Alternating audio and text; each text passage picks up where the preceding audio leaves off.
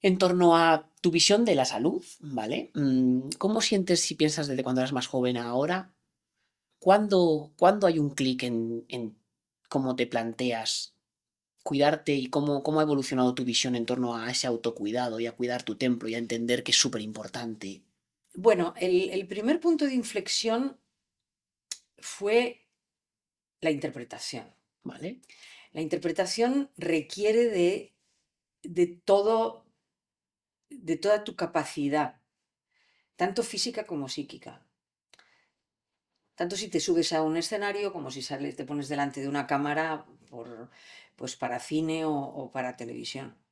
Se requiere toda tu energía y se requiere toda la concentración, porque tu personaje pasa a ocupar tu cuerpo, pero tú eres ese bichito que por encima, ¿no?, está ¿Vale? manejando los hilos y está diciendo, bueno, pues ahora te mueves hacia la marca y ahora vas para el otro lado y ahora vas para el otro lado y ahora tienes que llorar y ahora a las 7 de la tarde, todas las tardes te vas a casar, por ejemplo, ¿no?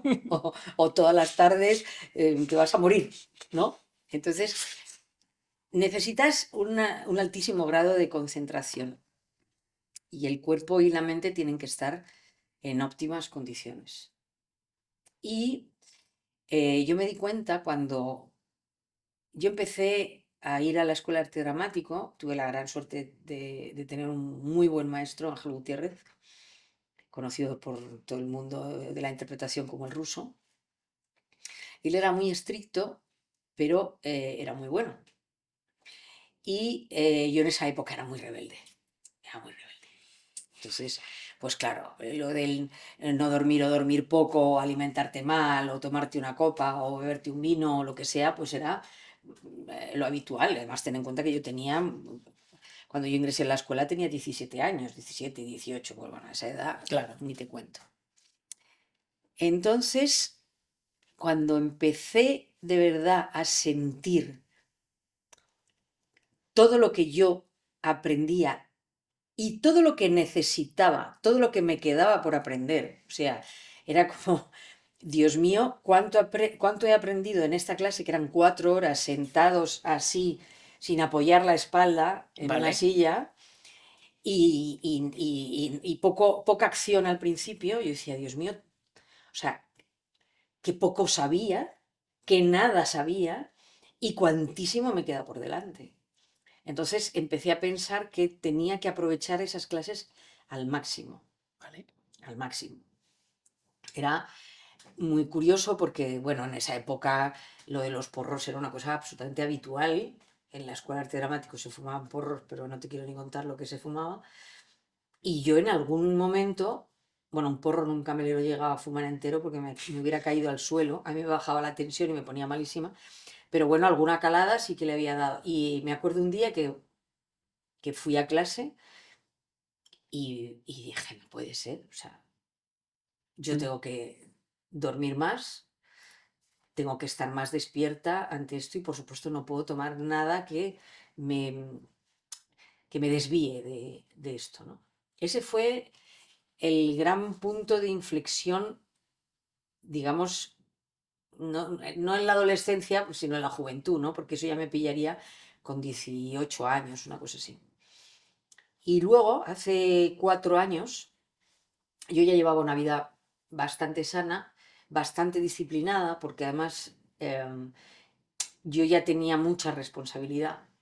O sea, los personajes que me han dado desde hace, pues ponte 10 15 años, ya son personajes con bastante responsabilidad.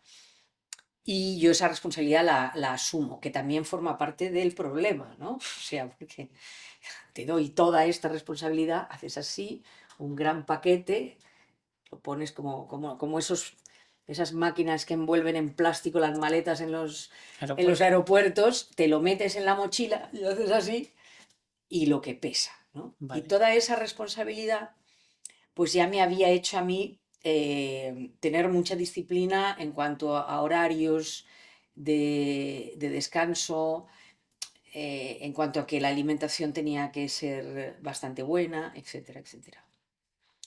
Pero hace 4 años me quedé inválida. Sorprendentemente, Vale.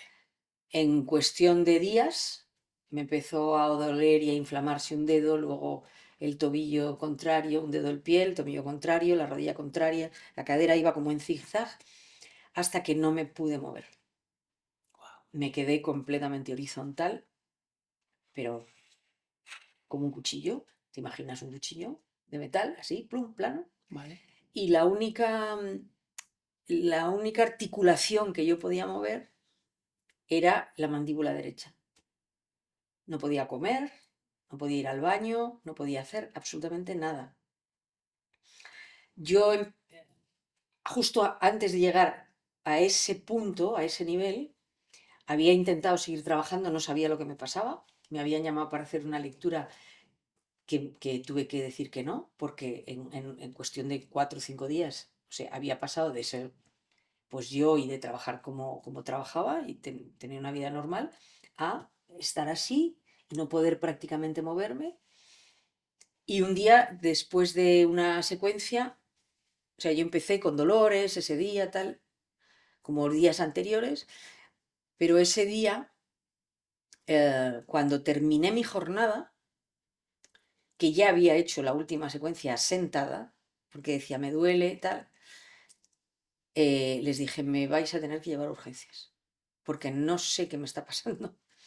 Intuía, porque una Vale. compañera le había pasado algo parecido y me dijo por teléfono, yo creo que lo que te está pasando es que tienes un brote de artritis reumatoide, o por lo menos de artritis, puede ser reumatoide, puede ser de otro tipo y tal. Me abrió los ojos, me llevaron a urgencias y me tuvieron que sacar de la furgoneta en la que me llevaron entre 6 personas. Porque no te podías ni mover. Ya era como un mueble, Wow. ya no había articulación posible y me sacaron, o sea, yo ya no podía, 2 personas no podían, 3 personas, y entonces uno le cojo los pies, otro tal, no sé qué, yo decía, Dios mío, ¿esto qué está pasando? Me acuerdo del conductor, de Julián, que somos muy amigos, y me decía, jo chica, la que estás liando. Y me llevaron a urgencias, sacaron una silla de ruedas, me sentaron en la silla de ruedas y me diagnosticaron artritis reumatoide. Me dijeron que era un brote salvaje. Tuve la suerte de que el reumatólogo de guardia estaba, me miró todo, lo hizo todo, y me pusieron un tratamiento que no funcionó, el primero, el segundo tampoco, y el tercero funcionó. En todo este periodo, pues pasé de eso, de estar como una tabla, a poder mover de repente un poquito, a poder tirarme al suelo rodando desde la cama para ir al baño reptando y Wow. cosas de ese tipo. Pero en ningún momento perdí el humor. En ningún momento perdí el ánimo. Mi hijo se enfadaba. Decía, ¿cómo? Pero no te das cuenta cómo estás. Me decía, ¿cómo puedes estar de buen humor? Yo decía, porque sé que me voy a curar. Porque sé que me voy a curar. Porque sé que esto es para que yo aprenda algo. Yo sé que esto me lo manda el universo para que aprenda algo. Y estoy convencida de que fue así. El tercer tratamiento funcionó.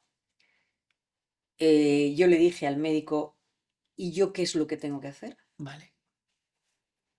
Y me dijo, pues tú portarte bien, necesitas mucho descanso, necesitas hacer ejercicio.